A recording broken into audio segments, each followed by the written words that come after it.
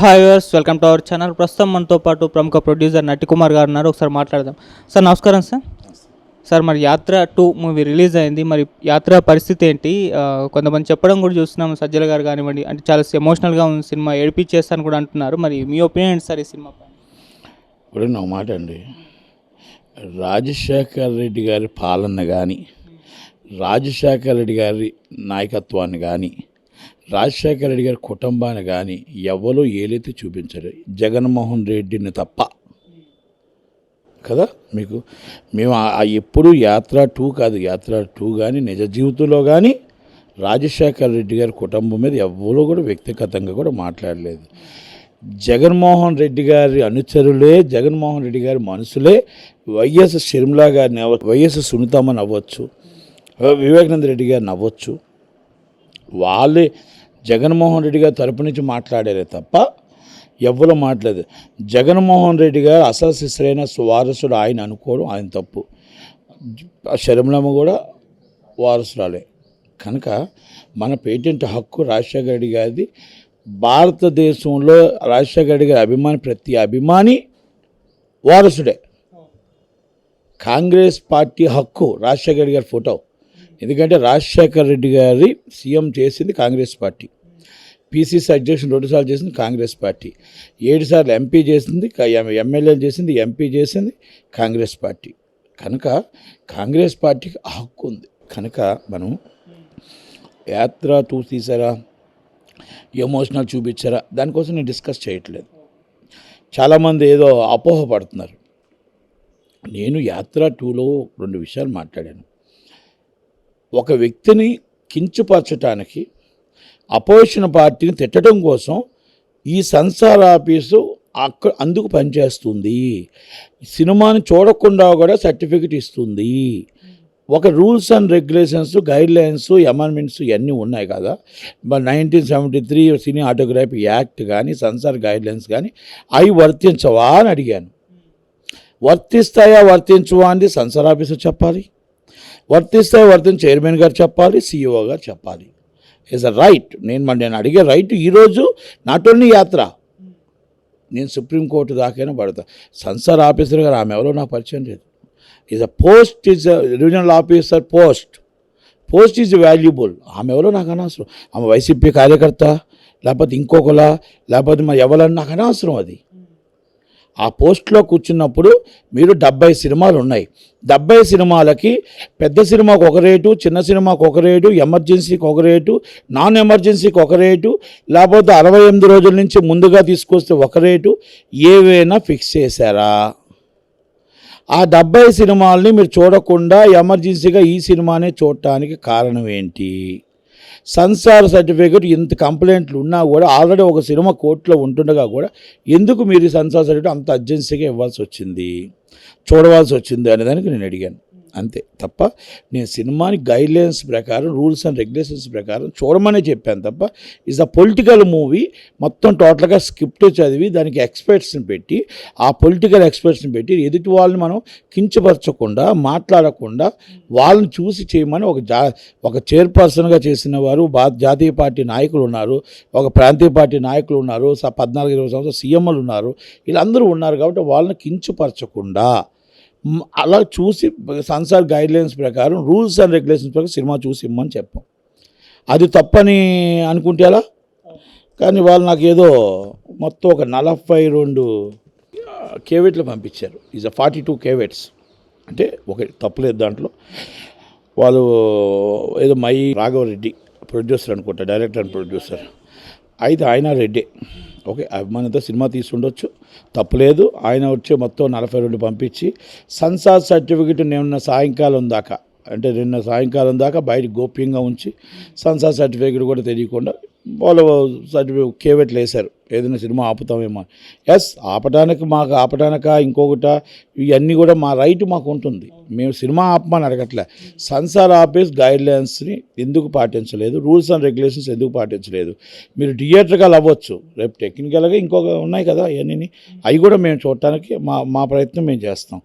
కానీ మేము సుప్రీంకోర్టు దాకా వెళ్ళైనా సరే మేము రూల్స్ అండ్ రెగ్యులేషన్స్, గైడ్లైన్స్ ఉన్నాయా, పాటిస్తున్నారా, పాటించట్లేదా, అనే మేము అడుగుతున్నాం. ఆ గైడ్లైన్స్ని సుప్రీంకోర్టు దాకా అయినా సరే ఒక పాటించకపోతే ఒకవేళ 70 రోజుల్లో సినిమా అయితే ఒక రేటు, లేకపోతే ఎమర్జెన్సీ రేట్ అయితే ఒక రేటు, అందరికీ ఆ రేట్లు ఏమైనా పెడతారా? మళ్ళీ లేకపోతే ఎమర్జెన్సీ డబ్బు ఉన్న వాళ్ళకి ఒక రేటు, ఇన్ఫ్లుయెన్స్ ఉన్న వాళ్ళకి ఒక రేటు, లేని వాళ్ళకి ఒక రేటు అని ఏమైనా పెడతారా? లేకపోతే లేని వాళ్ళకి సినిమా చేయమని పెడతారా? చిన్న సినిమాని చూడమని పెడతారా? అది సెన్సార్ వారు చెప్పాలి. మేము already right to impression act కింద ఎప్పుడు సినిమా అప్లికేషన్ పెట్టారు, ఎప్పుడు సెన్సార్ చేశారు అని కూడా పెట్టాం. అలాగే 70 సినిమాలు ఎన్ని సినిమాలు పెండింగ్లు ఉన్నాయి, మీరు ఈ సినిమా ఎందుకు చూశారు, ఆ పెండింగ్ ఉన్న సినిమాలు ఎందుకు చూడలేదు, అసలు దాని ప్రాబ్లం ఏంటి అని కూడా అది కూడా మేము పెట్టడం జరిగింది. ఇవన్నీ వచ్చిన తర్వాత లీగల్గా ప్రొసీడ్ అవుతాం. మేము సుప్రీంకోర్టు దాకా ఈజ్ ఒక శాశ్వత మార్గానికి మేము నామకరణం చేస్తున్నామే తప్ప ఒక యాత్ర 2నో లేకపోతే ఇంకో సినిమా కోసం కాదు. ఒక గైడ్లైన్స్ కావాలి. చిన్న సినిమా నిర్మాత బతకాలి, సినిమా బతకాలి. చిన్న సినిమా పెద్ద సినిమా అనేది కాదు. యాజ్ అ రూల్స్ అంటే ఎవరికైతే అందరికీ కడుతున్నామో డబ్బులు, అందరికీ ఒకటే డబ్బు కడుతున్నాం కాబట్టి ఒక రకంగానే చూడాలి అనేది మన ఉద్దేశం. ఇక్కడ కూడా మీరు విభజించు పాలించు చేస్తే అలా అగ్రవర్ణానికి ఒకటి ఇంకో వర్ణానికి ఒకటి అన్నట్టు చూడకూడదు. ఇక్కడ ఎవరు లేరు, కులమత భేదాలు లేవు, సినిమా కులం కనుక సెన్సార్ ఆఫీస్ ఇస్ గైడ్లైన్స్ అవన్నీ కూడా ఉన్నాయి కాబట్టి దాన్ని పెట్టడం జరిగింది. మనం లీగల్ అండ్ ప్రొసీడ్ ఈజ్ ఆ సెన్సార్ బోర్డ్. అది సార్ అటు వ్యూహం సినిమా కూడా లైన్ క్లియర్ అయింది, రిలీజ్ అవబోతుంది. మరి దానిపైన మీ ఒపీనియన్ ఏంటి? అంటే ఈ వ్యూహం సినిమాకి ఇటు యాత్ర 2కి సెన్సార్ బోర్డు గైడ్లైన్స్ పాటించలేదు అని మీరు అనుకుంటున్నారు? ఒక మాట అండి, సెన్సార్ యాత్ర 2 డిఫరెంట్, వ్యూహం డిఫరెంట్. వ్యూహం అనేది సినిమా గైడ్లైన్స్ పాటించలేదని లోకేష్ గారు వేయడం జరిగింది, కోర్టుకి వెళ్ళడం జరిగింది, మళ్ళీ బెంచ్కి వెళ్ళడం జరిగింది. అవన్నీ క్లియర్ చేసుకుని హైకోర్టు ఆర్డర్ ప్రకారం మళ్ళీ సెన్సార్ చూడడం జరిగింది. సెన్సార్ క్లియరెన్స్ ఇచ్చారు అంతే. దానికోసం మళ్ళీ అది వేరే డిఫరెంట్, ఇది వేరే డిఫరెన్స్. సెన్సార్ బోర్డు అప్పుడు కూడా తప్పు చేసింది, కానీ కోర్టు వారు దాన్ని సరిచేసి మళ్ళీ పెట్టారు కాబట్టి వ్యూహం 2 అనేది క్లియర్ అయినట్టే లెక్కది నాకు తెలిసి. వ్యూహం ఆపడానికి మీరు ఎటువంటి ప్రయత్నాలు అయితే చేయరు, ఆల్రెడీ 16 రిలీజ్ ఉంది కాబట్టి రిలీజ్ అవ్వబోతుంది అంటారా? నేను ఆపుతానని ఎప్పుడు చెప్పాను మీకు? అంటే లోకేష్ గారు కానివ్వండి, లోకేష్ గారిని అడగాలి, నన్ను నేను అడిగితే ఎలా చెప్పండి? ఇప్పుడే నేనే లోకేష్ గారు ఆత్మ కాదు కదా. నా ప్రకారం నేను అడిగిన గైడ్లైన్స్ ప్రకారం వాళ్ళు సెన్సార్ రీజనల్ ఆఫీసర్ని ఇక్కడ ఎవరైతే ఉన్నారో జీవిత గారిని చూడకూడదు, ఆమె పార్టీకి సంబంధించిన చూడలేదు, పార్టీ సెన్సార్ గైడ్లైన్స్ పాటించారు. రెండోది ఎలక్షన్ టైం ఉంది కాబట్టి అన్న రెండింటికే నేను వేసాను. ఆ రోజే సెన్సార్ ఆఫీస్ క్లియర్ చేసిన తర్వాత నాకు ఇంకెక్కడ రైట్ ఉంటుంది, నాకేం సంబంధం ఉంటుంది? పార్టీగా వాళ్ళ పార్టీ పెట్టుకుని ఉండొచ్చు, వాళ్ళకి ఉండొచ్చు, కానీ నేను వేసింది వాళ్ళు పెట్టారు. నేను దాని కేసు కూడా నాట్ ప్లస్ చేశాను కూడా అప్పుడే, కనుక తర్వాత మనకేం సంబంధం ఉండదు. సార్ ఇక యాత్ర 2 మూవీ షో అవుతున్న థియేటర్లో మనం చూసాం, ఒక వీడియో వైరల్ అవుతుంది. పవన్ కళ్యాణ్ గారి ఫ్యాన్స్ అండ్ జగన్ గారి ఫ్యాన్స్ గొడవ పడుతున్న వీడియో చాలా దారుణంగా కొట్టుకోవడం చూస్తున్నాం. మరి ఏం చెప్తారు సార్ దీన్ని? చెప్పడమే ఉంటుంది. థియేటరే దేవాలయం. థియేటర్లో కావాలనే వైసీపీ కార్యకర్తలు కొంతమంది వెళ్ళి నిన్న థియేటర్లని కొన్ని ఇరగొట్టారు, నేను చాలా బీభత్సం చేశారు. వాళ్ళ ఎవరి కాలు ఇప్పుడు ఏంటంటే పోటాపోటీ ఉంది కాబట్టి ఆ పోటాపోటీ అనేది సినిమా థియేటర్ మీద చూపించకూడదు, మీ ఎలక్షన్లో చూపించుకోవాలి. కానీ ఇది కరెక్ట్ కాదు. వైసీపీ కార్యకర్తలేం కరెక్ట్ కాదు, పవన్ కళ్యాణ్ కార్యకర్తలేం కరెక్ట్ కాదు. ఇదైతే నేను ఒప్పుకోను, అది పూర్తిగా ఖండిస్తాను. మీ థియేటర్లో మీ ప్రతాపం థియేటర్ మీద చూపించదు, ఓటింగ్లో చూపించండి. పవన్ కళ్యాణ్ కార్యకర్తలు దగ్గరుండి తీసుకెళ్ళి ఓటు వేయించి ఆ క్యాండిడేట్ని గెలిపించండి. మీకు నిజంగా చిత్తశుద్ధి ఉంటే, మీకు జనాలు ఉంటే మీ దగ్గరుండి ఓటు వేయించి జనాలు గెలిపించండి. అంతే తప్ప థియేటర్ మీద జనాలు రాలేదు, థియేటర్ కాడికి వచ్చి గొడవలు చేయడం అయితే ఎవరికి కరెక్ట్ కాదు, శ్రేయస్కరం కూడా కాదు. సార్ ఇటు యాత్ర 2 వర్సెస్ మరి కెమెరామ్యాన్ గంగతో రాంబాబు, మరి ఏది గెలిచిందంటారు? అండి ఒకటి నాకు కెమెరామెన్ గంగతో రాంబాబు 300 థియేటర్లు పడింది. యాత్ర 2 ఎన్ని థియేటర్లు పడిందో నేను చెప్పను, వాళ్ళు చెప్పమానండి. కెమెరామెన్ గంగతో రాంబాబుకి నేను ఎవరికి టికెట్లకు డబ్బులు ఇవ్వలేదు, నేను ఎవరికి టికెట్లు చూడమని చెప్పలేదు, జనసేన కార్యకర్తలు ఎవరు వెళ్ళలేదు, పవన్ కళ్యాణ్ ఫ్యాన్స్ మాత్రం ఎవరి కాలు ఇండివిజువల్గా సినిమా చూసిన సినిమా అది. యాత్ర 2 అనేది ప్రతి ఏరియాలో వాళ్ళ డిస్ట్రిబ్యూటర్ చెప్తున్నమాట, నేను కాదు మాట ఇది. ఎంతమంది వస్తే అంతమంది ఫ్రీగా సినిమా టికెట్లు ఇవ్వండి, డబ్బులు మా అకౌంట్లో రాయండి అని థియేటర్లోకి చెప్తున్నమాట. ఇది నేను ప్రూఫ్స్తో మాట్లాడుతున్నా. అబద్ధంగా లేకపోతే వేగ్గా మాట్లాడట్లే. ఇది కూడా దిల్ రాజు గారి ఆఫీస్ నుంచి వచ్చిన ఇంటర్సెక్షనే. పేరు కూడా చెప్పాను కదా నేనేమని.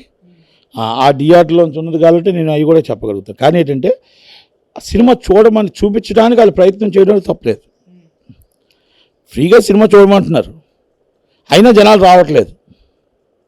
అది నేను చెప్తున్నాను. దాని సారాంశం అది. అక్కడ డబ్బులు ఎవరు ఇస్తున్నారు, ఎవరు చూడమంటున్నారు అనేది దాని దృష్టిలో నేను వెళ్ళట్లా. జనాలు సినిమా చూస్తే మాకు ఓట్లు పడతాయని ఆశతో వాళ్ళు ఉన్నారు. ఈ 2.5 గంటలు మేము సినిమా చూసే బదులు ఆ 2 గంటలు మీ యూట్యూబ్లో మీ చరిత్ర చూసే సరిపోద్ది కదా, ఇది మేము ఓటు వేసేటప్పుడు ఎవరికి వేయాలో డిసైడ్ అవుతాం కదా అని జనాలు ఆలోచనతో ఉన్నారు. ఫ్రీగా ఇచ్చినా కూడా చూసే పరిస్థితుల్లో సినిమాలు లేరు. సినిమాలు చూసి ఓట్లు ప్రభావం చూపిస్తాయి అనేది అసంభవం. Not only is Pawan Kalyan గారి సినిమా, నాట్ ఓన్లీ ఇస్ యాత్ర 2, ఎనీ మూవీ.